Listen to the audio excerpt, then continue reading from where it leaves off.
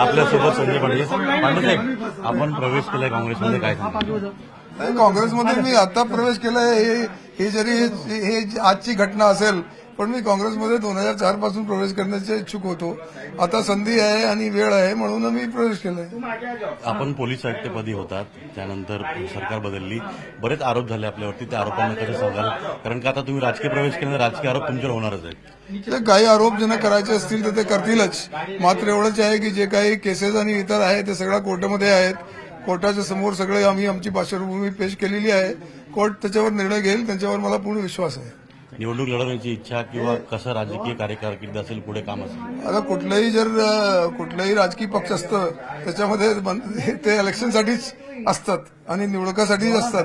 वेळ येईल आणि प्रसंग येईल तेव्हा पक्ष निर्णय घेईल, त्याप्रमाणे होईल. तुमची इच्छा काय करून पुढे निवडणूक लढवायची? माझी इच्छा काही असेल पण इच्छा पक्षाची असते. तरी एक असेल ना मुंबईमध्ये वर्सोवाला राहतो, मग वर्सोवातून लढायची इच्छा. यस.